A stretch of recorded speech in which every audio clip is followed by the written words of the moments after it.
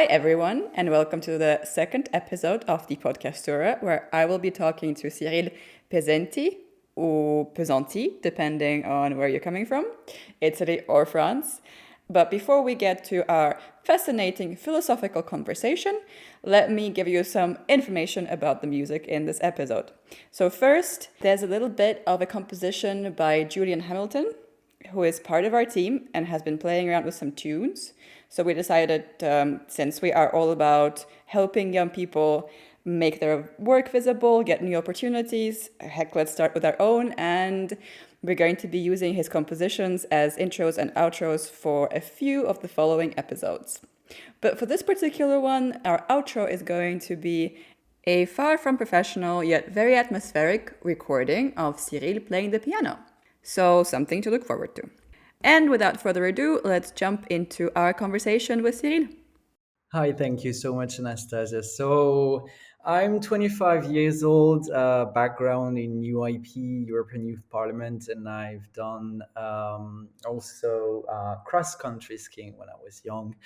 And here and now, I'm head of communication of the National Opera House of Rouen, and really happy to be here with you tonight. Very happy to have you. But as far as I'm aware, this particular opera house is not the first one of your professional career. Can you tell us a little bit about where you have worked so far, what kind of positions you've held, and what your experience has been in those places? Yep. Actually, it was a quite long journey. I had to quit everything I've had done before at 17 years old because first I wanted to be a vet, and then in the end I decided that it was not meant for me. So I started to think about a career in an artistic field, which was not something really easy to think about when you're coming from a lost countryside from France. And I was a pianist back then. I used to play the piano, and I started to think about a career as a composer. And I thought maybe it was an opportunity to me to continue to learn about music. And so I decided to go to the uni to study musicology at Reims, and I was also at the conservatoire of France. I used to study composition, harmony, how to write music, and the piano as well.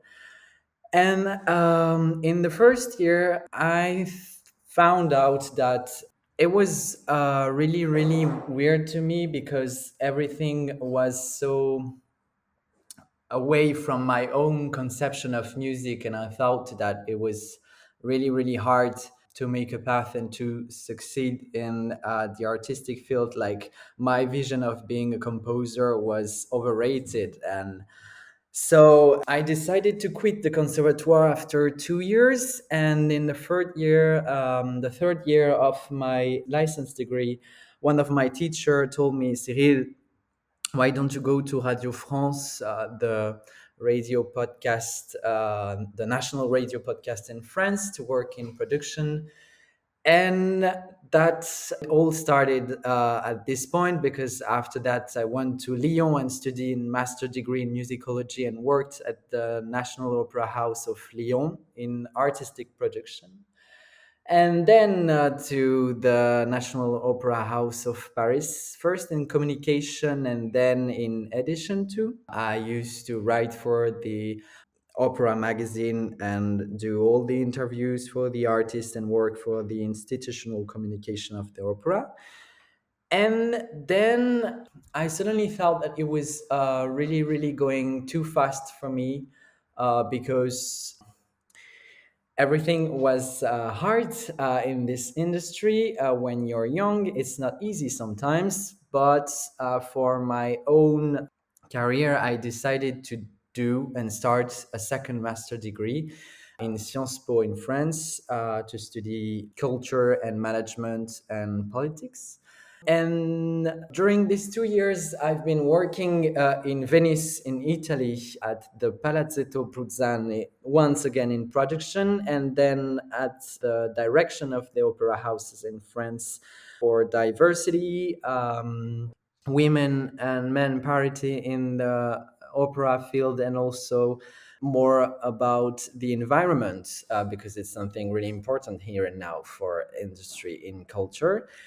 And once it was done, I've joined the Opera House of Rouen as the head of the communication here. So it's been quite long, but only 5 6 years in the end. Different experiences that built me and taught me a lot. And here I am. I think it's fascinating. I think it's also deeply impressive how many very, high profile places you have held positions in, and like being this young and having the background as a musician. I think it's, for me in any case, highly impressive. But I wanted to talk to you, like ask you about this transition, which is something I find myself doing as well at the moment. Having this idea and the degree to be like solely a visual artist, painter, whatever. And in the end, thinking that, well, on the one hand, I could try to be doing that, and I could try to be, pleasing the people who would give me opportunities and trying to make my way through a very, very daunting and difficult labyrinth of reaching success, being with the right galleries, being esteemed as a promising artist by a certain institution or a certain group of people. So I was thinking, I understand that this is how it has to be if I want to pursue that. But on the other hand, I also have a set of skills and motivation and some, I think, possibly talent in creating connections, in making um, just organizing events, bringing people together to discuss the issues that they think are important. So I didn't completely quit painting. I'm still working on an exhibition. It's something I love and I hope to be successful in.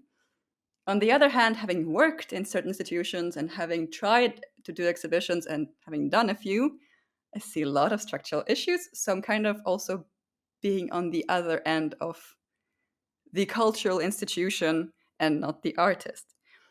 And what you mentioned there about going to the conservatoire and having this idea of becoming a composer, something you loved, and then seeing it doesn't really look realistic. Can you tell me about how maybe it all started for you? Like you wanted to play the piano. How long had you been doing that before you went to conservatoire? And how long after you started there did you realize that it wasn't really something you wanted to continue? Yeah, actually, it was. I started the piano at the age of 14, I guess, which is really late in France, actually. In France and most of the countries, you have to start at 5, 4, even before now, if you want to be a major pianist. But there was that time when I used to practice cross country skiing in competition, and I ended up really tired, and I wanted to discover more about myself and find my own identity. And when I discovered the piano, it was really something that helped me to go inside me, and I felt, okay, this is the beauty that I have inside me. I want to share it with other people. So I started to play the piano at the age of 14, maybe, and then I ended up and quit at 2021. And I was at the conservatoire at the age of 18, 19, which means that I've been 3 years at the conservatoire, which was not that much, because before I used to play with a personal teacher, piano teacher, so it was pretty different, and I used to like that more than I did like it at the conservatoire. I thought that it was good to me to go to the conservatoire because since I was a pianist that came late to the lessons, that was late in everything. I wanted to show everyone that I had to the capacity to play the piano, and that it was maybe the way to succeed. And then, since I was really interested in composition, I felt that maybe going to the conservatoire, it was back again easier to become someone recognized by society. When I think about it here and now, I realize that I was totally wrong for two reasons. I was wrong because what conservatoire expects you to be is not what society expects you to be. And second thing, what society expects you to be is not what art expects you to be, and even what can you expect from yourself. You don't even have to think about it, but the pressure and the the tradition even in our countries is still so heavy that sometimes you have to face it, really, to think and rethink and move away from your preconceived ideas. But when you're inside, when you're in the moment, you just have to leave it, feel it, and you don't understand everything, you understand it afterwards. And it's something that I think about sometimes. I said, well, now I have a great work at the age of 25, but what about starting all over again as an artist? Because I think that sometimes I miss it. I'm part of the fade one because I didn't trust myself enough to continue and to do it. But I had also another way of thinking, which is still there deep inside me. And sometimes when you don't like something about society, just go inside it and grow and change things from an inside. If you want to criticize things from the outside, it might be hard to change stuff. But once you've done your work, you're inside, you grow, you show your honesty, you show your passion, you show everything. I think that it's also easier to start change things. So there is still that part of me, really artistic part, that I try to use every day in the work I'm doing. But like kind of every production we have in the opera house, I see artists on the other side, and I sometimes told myself that I would like to be on the other side also.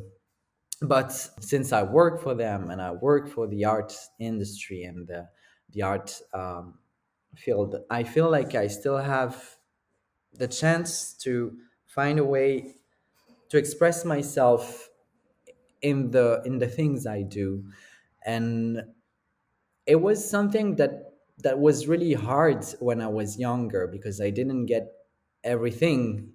And now that I've grown a little bit, I know how it works. I know how it works on the other side of the art industry, and I know how people tend to overthink the situations because they think they have the power, but they don't have anything if they don't have the heart and the passion to do things, because in the end people don't really care about what you've done as a director, as a head of, as a manager.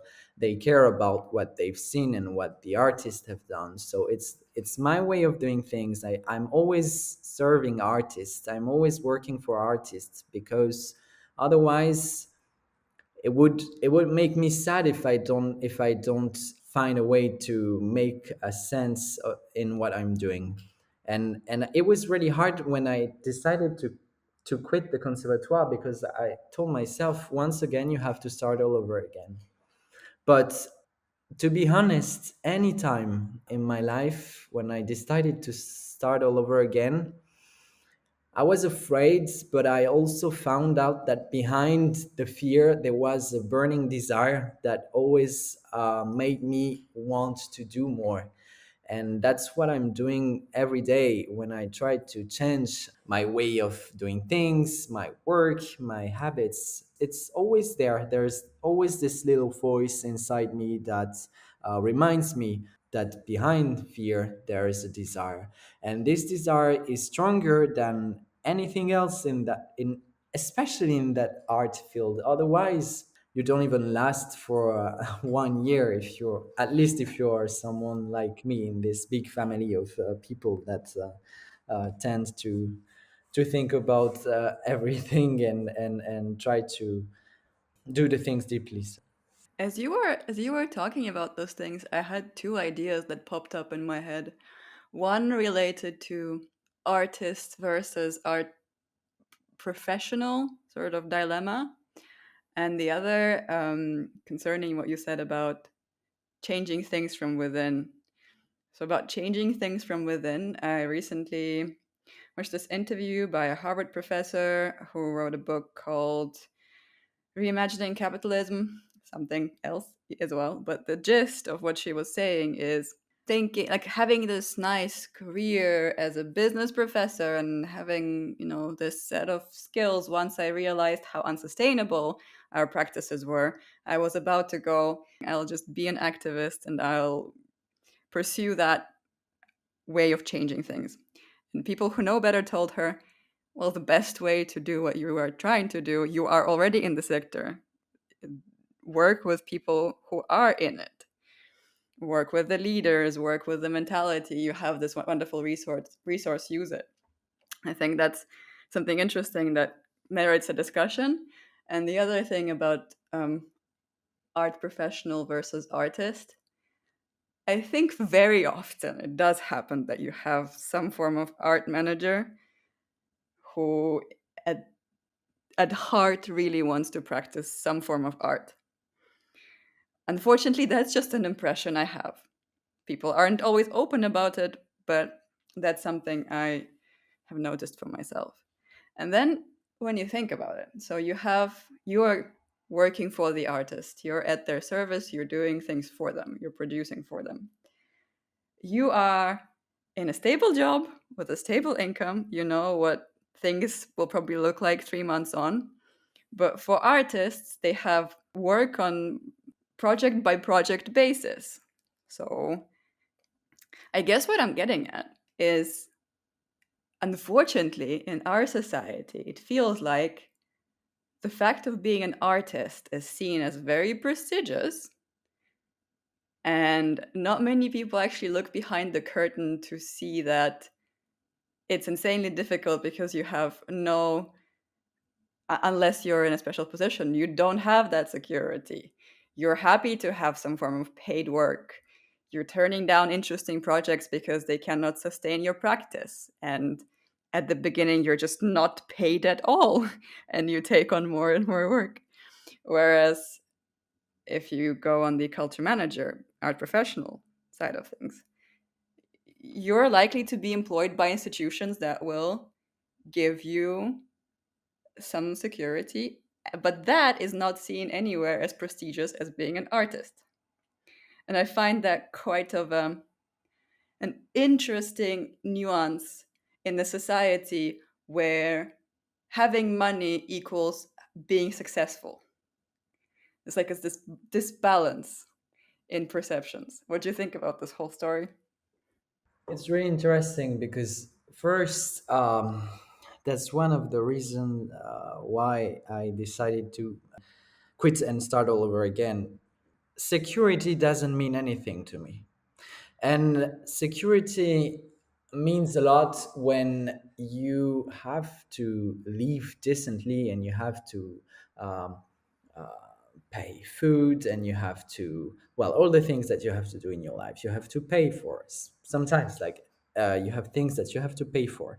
And as an artist, it's sometimes really hard when you start, because you know that the contract you have, maybe it's the only one that you have in a year, and you cannot think it as a stable job once, until you're not really recognized, of everyone is calling at you. But it's a position too, in a sense that artists have the choice to be whoever they want. If they want to be, I like, you can be an artist, you are an artist, I can be an artist, I'm an artist, and I'm working too.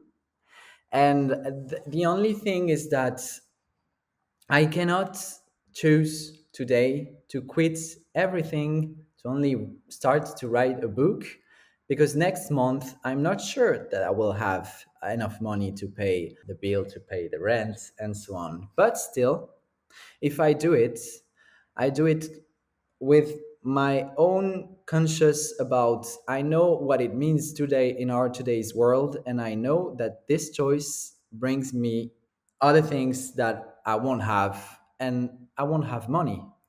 But I'm not sure that it will last forever.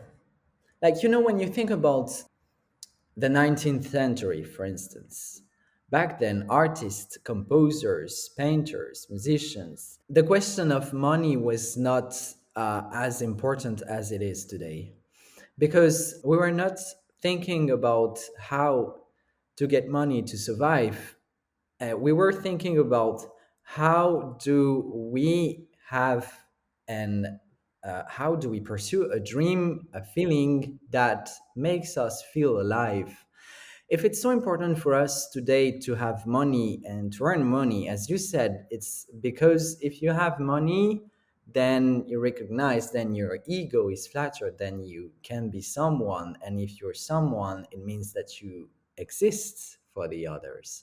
But sadly, and it's it's really sad, our identity in our today's world, especially for young generations, is really, really, really distracted. We have like many parts of our identities lost in the different idols that we have, in the different dreams that we have for our lives. We ask sometimes ourselves too many questions that we don't even go further anymore.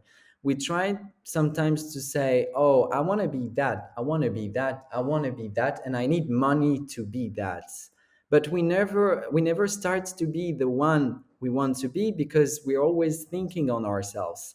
And culture is pretty much thinking about itself anytime, because we are now in a period of complexity for the young generations that don't have any models anymore, or do have many models at the same time, which means that their own identity can change in a second. If they want to be someone, they can be whoever they want. And if the day after they want to be someone else, that way it's possible here and now. We build things differently, and money cannot do anything about that. It will just go with the flow, especially for young generations, because at some points we'll realize that money is not enough to build a life and to give a sense in what we're doing. And Sergio is messing around. Well, at least you have a friend in the flat right now. It's also nice. Sergio is a Yeah, cat, by the way, and I'm sure he's also very interested in the discussion we're having right now. yeah, sure. Um, No, I don't know if you get what I mean. It's really important, because it's not about security. To me, is really the way we think about security. Security is having money to eat, or security is having being the one you want to be. If you don't have money, you cannot do anything in that world. That's what make me really anxious for artists. that is the problem, very simply put. Like right now, I'm looking into doing an exhibition, and even in continuing some commissions I have. And the issue I have is that I need a studio that costs a certain amount of hundreds of euros a month. I need supplies, I need stretchers, I need canvas, I need the materials to prepare those. So I'm really blocked. Like I have a certain amount of money per month that I dispose of. I'm also fortunate enough to be able to ask for support from family, but I'm trying not to use that option. And I want to create, I want to work on my exhibition, but I just am not able to go and say, here's 5,000, I need those things now, and I'm going to get the studio for a certain amount of time. So it's unfortunately quite a paralyzing paradigm. And unless you already have a status and people are buying your work and you're getting, subsidized, or you have a patron or something, you are in that situation. Mm. It's it's strange because when you deeply think about it, you just realize that art is still not considered as a work, and actually what what we've been doing in the past few years in France, in politics, with the right to participate in cultural life, has been something that didn't really help the sector, because artists do not need to feel like they have a place in political challenges or political ideals.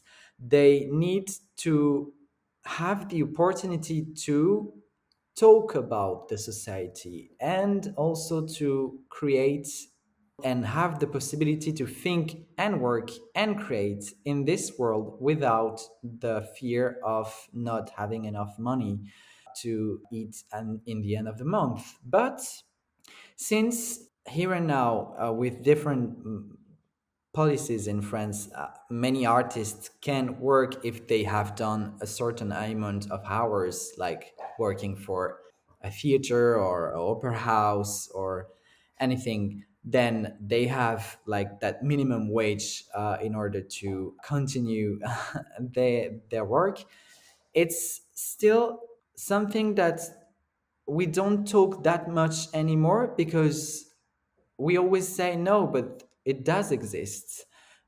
The reality is that in the artistic field in France, and maybe even more in Italy, creative artists, and especially young generations, don't have the power anymore to create, because they feel like they don't have their own place to do it in our society. They don't feel like they have the possibility to meet, talk, share, and work with the artists they like, because they don't even get the process that they've been going through before to reach the point the point that they are right now. It's it's it's really complicated, because we feel like all the artists, the recognized one, the one that you said that have every gallery, every opera houses they want, every museum even they want, always talk about how it was hard or how it is important for them to support young artists. But in reality, we don't see that much. That they choose one, at least two, and they help them. But as you said, sometimes nepotism is still really, really, really present in our today's society. If you want to be an artist today, you better be strong.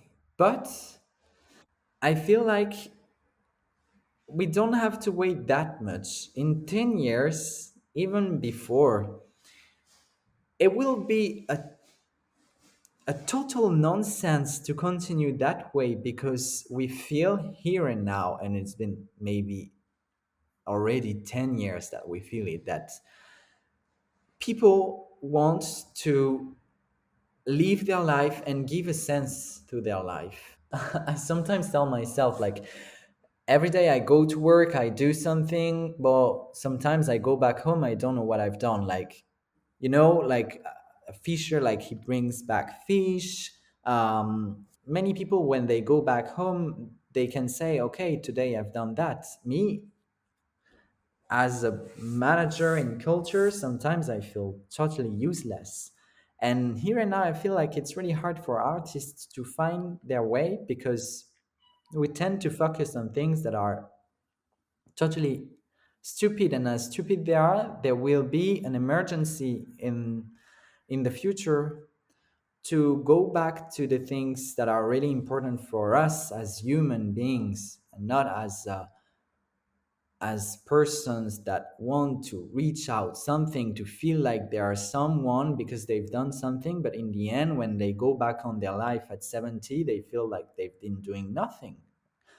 So an important thing that we don't have to lose is hope, and the way as managers in the art industry and artists in performance arts, in visual arts, still work, because we are the ones that think and rethink the world anytime. And politicians don't change the world, artists do. Politicians work on a conception of the world. Artists create the conception and create the world and express the emotions of people. I'm not saying that politicians don't do that at all. I'm just saying that it's not the place of truly the honesty and the capacity to move people. As you talk, what I am thinking of is this question of utility of artists. You must have read about this some time ago. There was, I think, an Australian survey that asked people what are the most useful or useless professions. I think it was like at the start of Corona.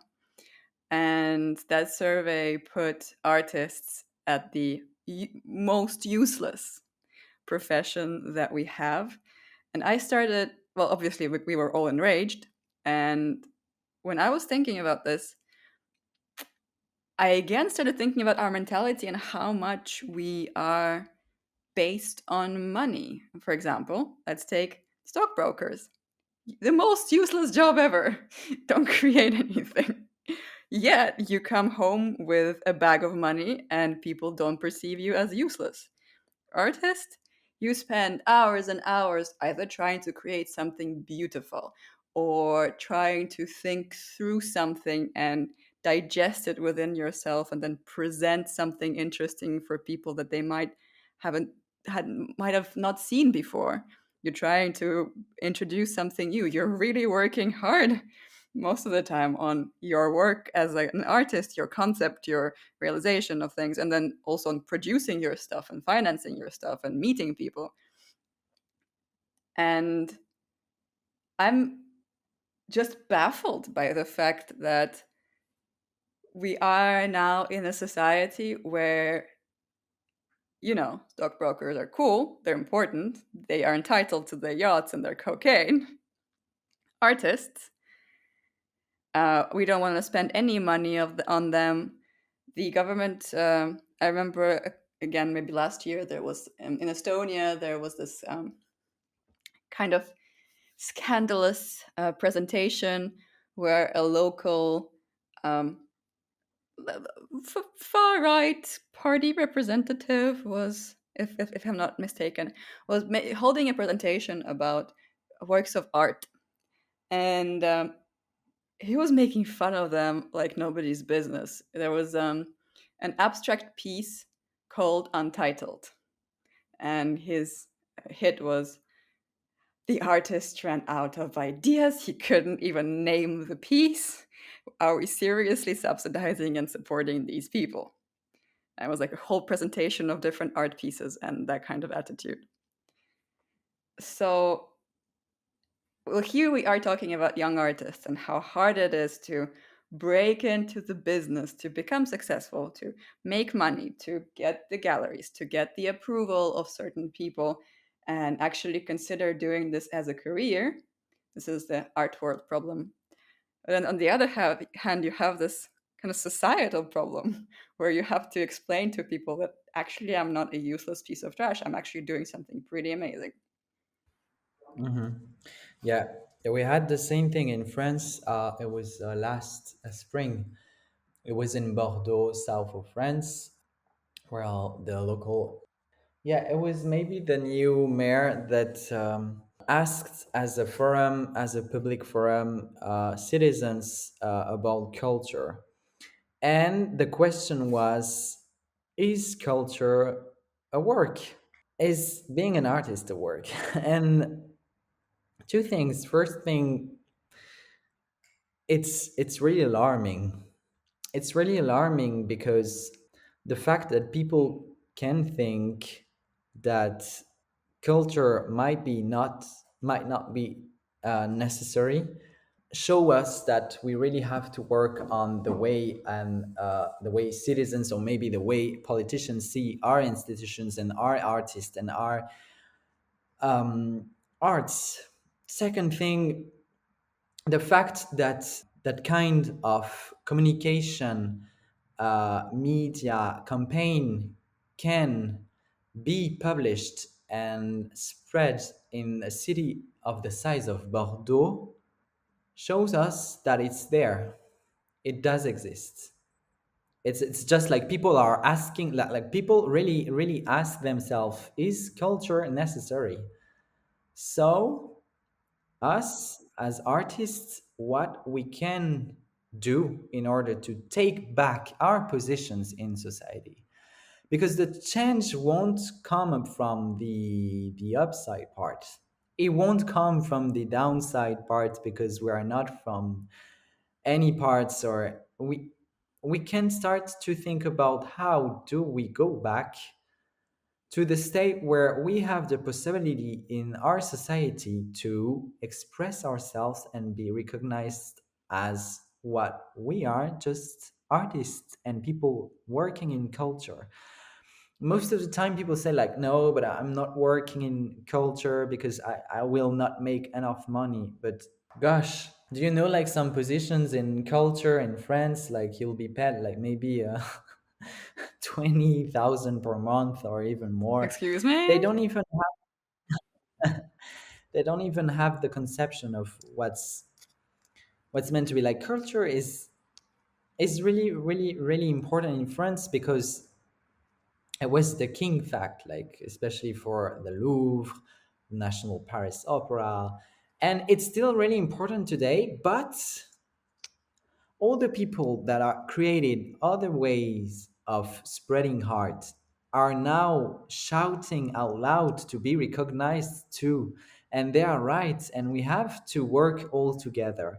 That's the way. You asked me about how to face this big problem of nepotism, of money, of earning money. If we build something all together as a group and we share common ideas and we start to work together with co-productions, with more and more persons together, maybe, I don't know, but maybe it might be an answer to this big question, this big unanswered question of how will we survive. It makes me it makes me sad, because I really think about the past centuries and how artists didn't even have to care about that, because they didn't have the problem of showing off to anyone who there were artists, and it was it.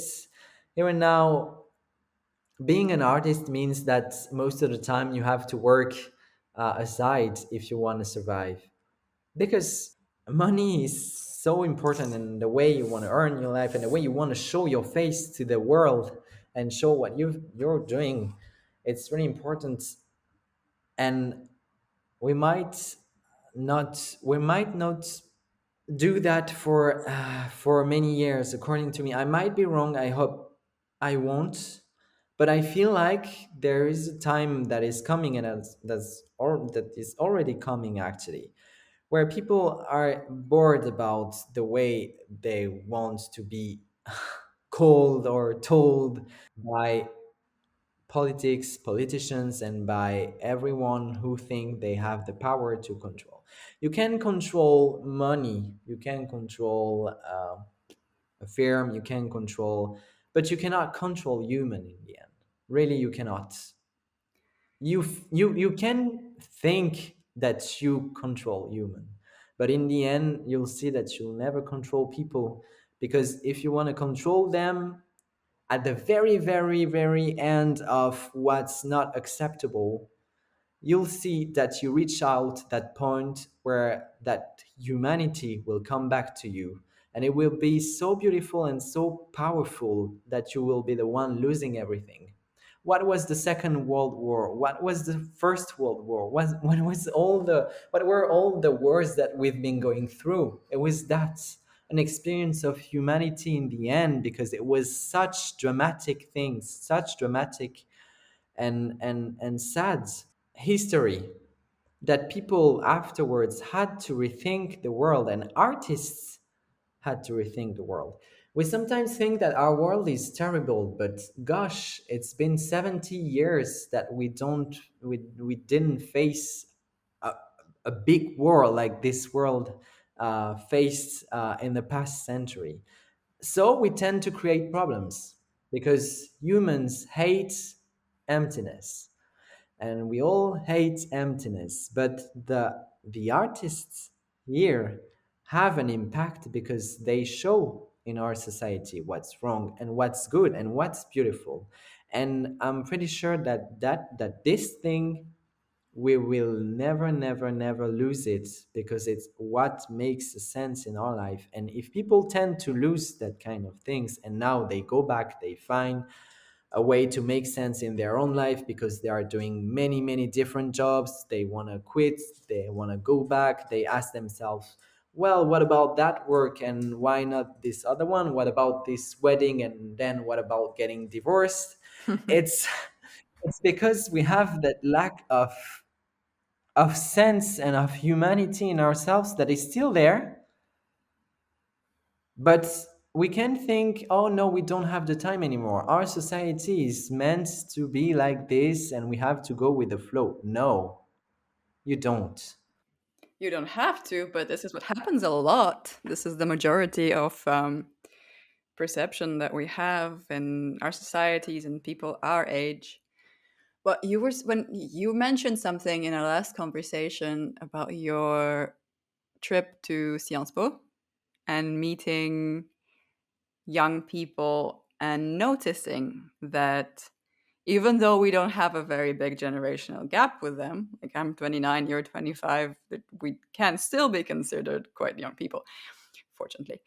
But there is this very new generation coming and they see things differently. How do they see things? Mhm. It's breathtaking. Before, um, I work in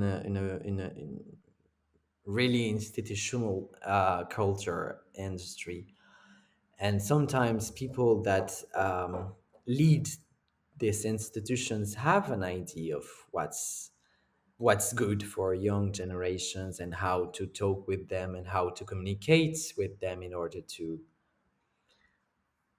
make them come and see the things you're planning to produce and the artists you produce. What I've done, I've been thinking about a way of talking with them. So I decided to really talk with them and meet them in person, because I didn't want to start and have my own conception about how to communicate with young generations without even knowing them. And 19, 20 years old students teach me more than people that have been working for maybe years and years in the art and the culture industry, because they see things really differently, and you just realize that you're doing something out of nothing because they don't even care about what you're doing, since you're not even thinking and considering what they are doing. And since this generation has many different models and think really fast and don't have the capacity to stay focused too long, to do the same thing again and again, to we can think, oh no, it's really sad, they're stupid, we lost everything, it's over now, our society is gonna go. I don't think so. They are talking about something really interesting. They are talking about the way things are changing right now, and they represent that change, and they represent that conception of how they feel and how they live in this society. So don't complain about the way they are doing and the way they are living, because we're all the products of what we've been doing for the past 50 years. And it's really interesting because they always they always rethink and try to to say something about what you're saying or what you're doing. It's never good enough. They're always rethinking the things you're thinking about, because they don't have that that model that I used to have. For instance, when I was younger, when I was 15, I was always thinking about Yves Saint Laurent and François Sagan, and those like people that really inspired me. The only models they have is the ones that they create for themselves. It means that they have the capacity also to follow many different models at the same times, like big star system or even like artists, or it depends on what they really like, and then be themselves those identities, which is really complicated for us as managers in the industry, in the cultural industry, because we often think that we are the one with the artist that creates the proposition and the show for the audience and the young generations. No, here and now the young generations goes directly to the artist. They don't need us anymore, in a sense that if they really want to see someone, if they really want to listen to something, if they really want to be someone, they just have to do it. And on the other hand, like when we are working on the cultural field, we are always thinking about the things that we've been talking to together tonight. How do we do to be an artist without thinking about these big problems in the society? And another answer is that young generations, they don't sometimes, when they are so connected to the things that they want to do, they just do. They don't even think about like money, because it's maybe a little bit too early. They will think about it later, but they still have that kind of flame, desire that inspires me a lot, because I used to have it and I lost it. Oh, damn. Now, I think we have gone really philosophical, which makes, I hope, for interesting listening. I would like to slowly start wrapping up this episode.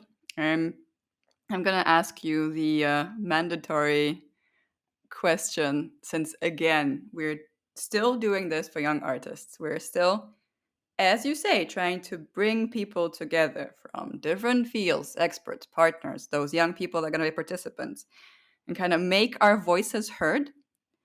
Thinking about that, thinking about the 20-year-olds with their freedom and their creativity to do what they want, what is it that you would say to them? What is it that you would tell them to cultivate in themselves, or to rethink maybe in the way they perceive this career, or just even how to even go about becoming an artist, a pianist, or an art professional?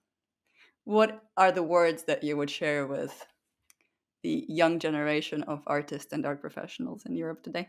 Do not give up. Meet people, meet many people, meet so many people, talk to people, travel a lot. Do not give up. Once again, think about what you've been experiencing in your life and what you've learned at school, because still there are a lot of stuff that are important at school. And think about what you've been living in your own life to use it as an artist and to express it as an artist, because you will always find someone that will feel the same or that will feel different. and you will have a conversation. And if someone hates what you're doing, if someone loves what you're doing, it doesn't matter. It means that you already won the battle. The thing is that if you think about your career about only in a terms of success, money, and traveling all around the world, maybe it might be hard at the beginning, I must say. But still, if you try to focus on what's really important to you, what deeply makes you happy in the morning when you wake up, when you're talking to people, you're already right. It doesn't mean that you have to give up everything to be the one you want to be, the artist you want to be, and feel like you're living a dangerous life because you don't have enough money to live the way you want to live. The things you're already doing are good. Like you already, if you have doubts, if you always move away from preconceived ideas, you're doing right. I mean, it might be hard at the beginning to go really hard and just build a career out of your student background. It's not important. Just keep going and create your own identity made of every single identity you want. Copy, create, just what you're doing is right. Do not let anybody tells you that you're not doing right. What you're doing is good. If you think that you're not in the right place, if you think like people makes you uncomfortable because in your school, in your work, people judge what you're doing, do not listen to them. Just try to say and try to remind you that the different conception of things, it will always exist. What is important is to being honest to yourself. And it's really hard in a world that always tells you that you have to be like this. No, you don't have to be like this. You have to be like you want to be. It's hard. I know it's hard. I'm struggling with that every single day of my life. But still, since I'm thinking about it, I don't go too far from what I am. Be be curious too. I think that is duly noted. To sum up all of this inspirational speech, I think I would put it in one sentence. Please don't let the world tell you who you are, who you should be. Instead, tell the world exactly who you are yourself. That's exactly what I wanted to say. And since you're really brave and brilliant, you only needed one sentence to sum up everything. I was listening, I was doing the analysis in my head. But with all this, I'm going to say a huge thank you to Cyril for this long, luscious philosophical discussion we have had today. I'm hoping people who will listen to the podcast will really take away some important information for themselves from our chat. And I'm gonna play some music after this. See you in the next episode of the podcast. Thank you, Cyril. Thank you, Anastasia.